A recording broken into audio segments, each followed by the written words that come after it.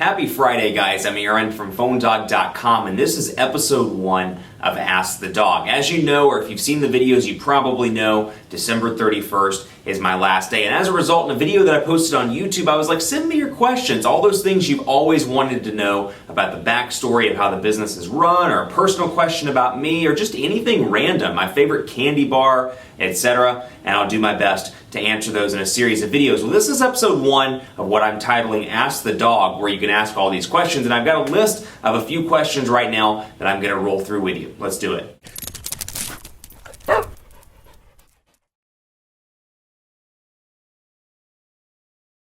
So question 1 is, where do you get the phones? This one's pretty complicated because a lot of people think a couple of things. 1, that there are personal phones, and 2, that all of our review units come from Best Buy, and I'll clarify both of those for you. First of all, most phones you see in our videos are actually not our phones. They come from PR agencies or carriers. So for example, the HTC Windows Phone 8X will come from AT&T. It'll come from their internal PR agency or their external PR group, or it'll come from HTC directly or HTC's PR group. So you can see there are quite a few different PR groups. For example, Verizon has internal Verizon, PR company that does Verizon work, and then you have HTC and a company that does some PR work for HTC. So there are actually 4 teams that you can interface with on a regular basis to pick up that device. And you'll find that one team will usually spearhead that. For example, on the HTC Windows Phone 8X on the AT&T side, HTC sent that unit over, if I remember right. I gotta think about that. Yeah, they sent that over. But it depends on the agency. It depends on the unit. It depends on what's being shown off. If it's an iconic device, you'll find that sometimes the internal groups will do it. If it's a non-iconic device, more of a mid-range device, you'll find sometimes that the PR agencies do it. There are always exceptions to that rule. It totally depends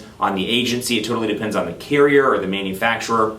But you'll find that often one team will spearhead that. So as you can see, none of those are our devices. Those are review units that we have to send back in a certain period of time. Now, some agencies are a little bit more relaxed about review policies, which is great for me because I do a ton of dogfights. So I do a lot of head-to-head comparisons 2, 3, 4, 5 months down the road after a device is released. So if I could have a review unit, for example, like using the 8X as an example, if the review unit period were 3 weeks, that'd be a problem for dogfights in the future. So depending on the agency, we'll do a couple of different things. In a case like, let's say, an HTC, if they need it back in 3 weeks, I'll send it back and then I'll wait a couple of weeks and I'll ask for it again so everybody's had time to review it on the Tier 1 rollout, and then I can get it again for more dogfights and head-to-head comparisons and long-term content, 30-day challenges, things like that. So that's where that works out. So if you ever wonder, you're watching a video and you're like, why didn't he compare the International Galaxy S3 to the International 1X? Well, I either don't have one of those, I've sent it back and I'm waiting to get it back, or just don't have it in general, or it's not available. Whatever the case may be, there's always a reason. There have been plenty of times, like when the Galaxy S3s came out,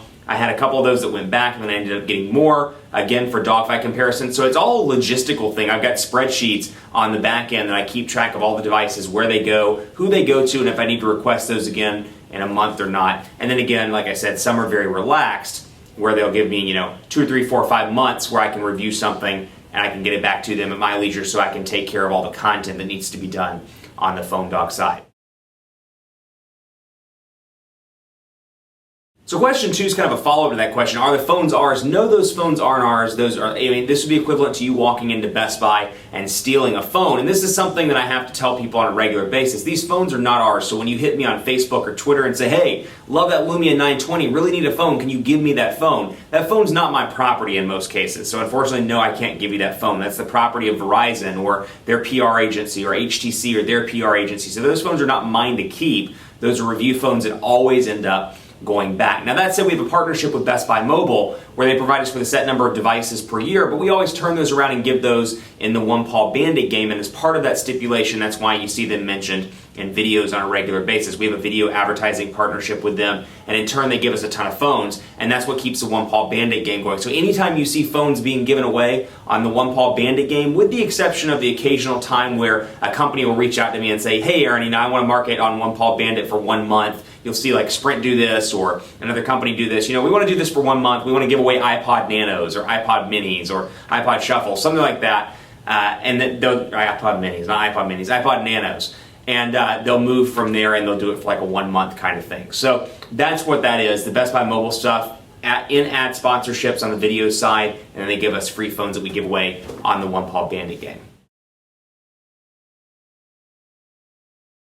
So this one's interesting. A couple of people have asked how I plan content on the site. And the common misconception is that I just wake up in the morning and try to think of videos to do, and that could not be further from the truth. At any given point throughout the year as an editor-in-chief, I have to have a content plan planned throughout the week. So at any given point, even in our slowest time of the year, the content is planned at least 4 to 6 days in advance.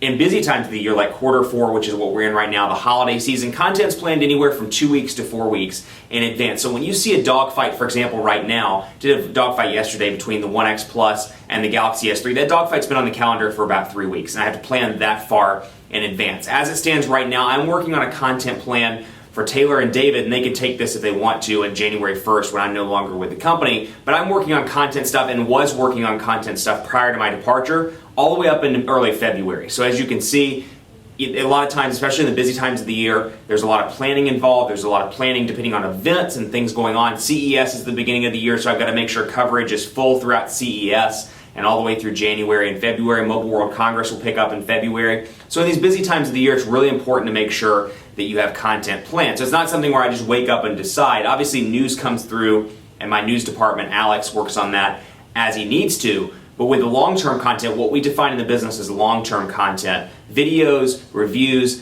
dogfights, head-to-head comparison, stuff that's going to live on the site for a long time or live on YouTube for a long time. That stuff is planned, like I said, anywhere from 2 to 4 weeks in advance during a busy holiday season. So for example, the stuff you're seeing right now this week on the site, most of this has been planned for about 3 weeks. Now, that's not to say there's not the occasional curveball. There's occasionally I'll wake up and be like, you know what, we need to do a video series, or like in the middle of the night I'll wake up and think, we need to do a series on whatever, you know, there's something that's big in the news, we need to do a series on it. So I'll plan that a week to 2 weeks out, or if it's something really priority, I'll push something on the calendar to make room for it for the next day or the following day, something of that nature. So, you know, it's a moving calendar though, and that's something that I find pretty interesting, is most people are like, you just wake up and think of videos, or wake up and think of stuff. And that's not the case at all. Everything's planned out, and that's why you'll often see me wear the same shirt in intros to dogfights. Oftentimes in busy seasons, I'll start on a Monday knowing all the videos that are going to be done through that week, all the dogfights, all the head-to-heads, and I'll shoot all the intros on Monday, and then on Tuesday I'll do the videos that need to be done on Tuesday, Wednesday I'll do the videos that need to be done on Wednesday, but the intros all look the same. So that's why you're like, does this guy wear the same shirt all throughout the week? No. Well, it depends, I guess, in the week, but no, I don't usually do that. It's because the intros are all shot around the same time, and the content kind of fills in throughout the week based on my editorial plan. Another question came in on YouTube saying, what's your favorite part of the job and what's your least favorite part of the job? My favorite part of the job, that's hard to define. I really enjoy doing the content. I absolutely love being on camera. It's one of my favorite things to do. Love talking to the camera, love acting, love talking about awesome smartphones. So any of this stuff is a lot of fun to me. What I'm doing right now is a ton of fun to me, just having an open, honest conversation with you guys. That said, my least favorite, I don't really have a least favorite. I mean, there's a lot of stuff I love about the business, and for me, and I'll talk about this in a question in just a second, but I came from the retail side, I came from the B2B side. For years, I was an account executive, I did B2B work, I did national retail work, so I always enjoy kind of the retail side, if you will, talking in these meetings about the retail strategies. For example, for the HTC One X, when I'm in meetings with HTC, I'm the guy that raises my hand and I'm like, what's the planogram strategy for this in retail stores? How much advertising is AT&T going to dedicate to this? How much? And that stuff you really never see on the site, but I really enjoy that side of the business as well. And doing business deals, which is something else you don't see on camera. Working with our ad companies to do one-off business partnerships, or doing promotional videos for Sprint, for Verizon, for doing the Google Plus Hangout with Verizon and Google. Little things like that I absolutely love. Least favorite part?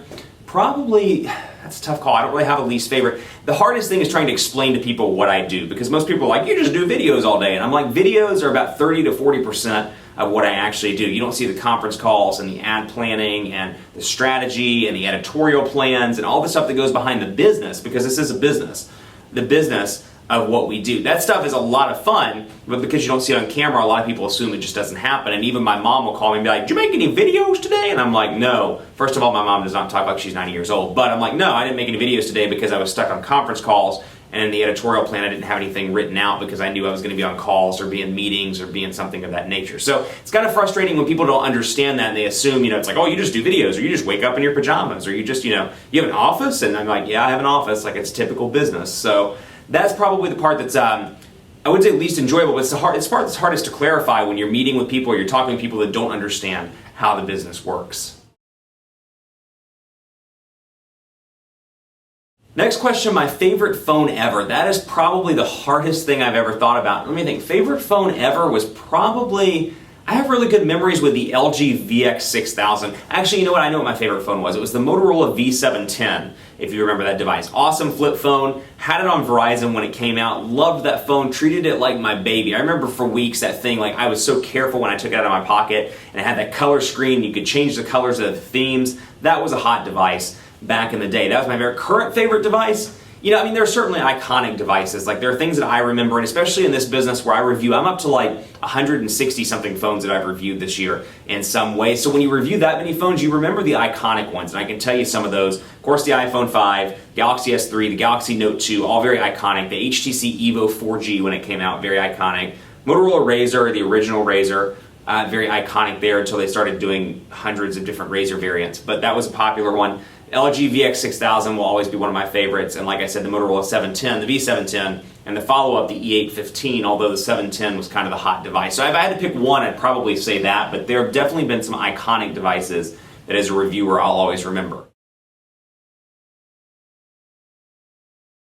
How did I get started? That's a complicated question. I've worked in wireless. Next year will be my 10th year working in wireless. I started at Circuit City as a product specialist, and this was back in the day when Circuit City people sold Verizon devices. So I actually sold Verizon, and there were a couple of other carriers there in the store if I remember right, but this was before Circuit City brought corporate Verizon people in and had the corporate-owned kiosks in the store. So I did that at Circuit City. When they brought in the corporate-owned kiosks, I left and went to work for a regional provider. I went from there to an authorized retailer of Verizon, then to an authorized retailer of AT&T, back to an authorized retailer of Verizon, did some B2B work with Verizon, so I was working with small businesses, small and medium businesses.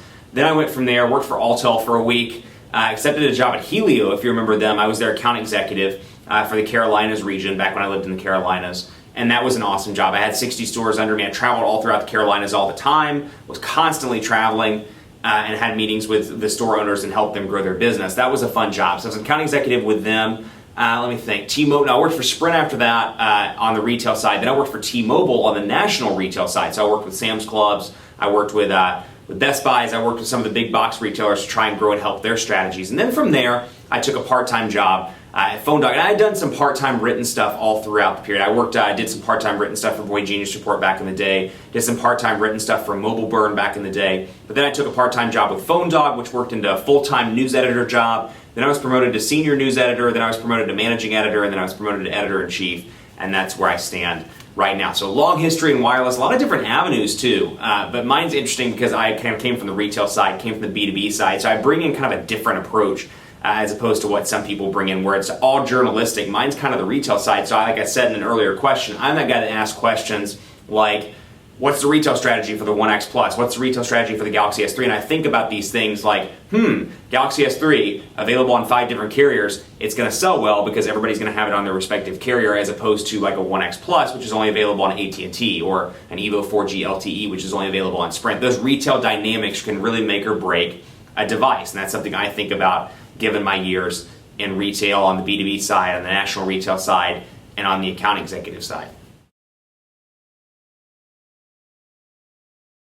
Last but not least, tell us one thing we don't know about you. I don't know if this is one thing you don't know about me, but well, actually 2 things. 1, I'm left-handed, and 2, I have part brown in my eye, which I don't know if you can see this in the videos. I'll try to get, actually, you know what, we're going to come close. Come on in here.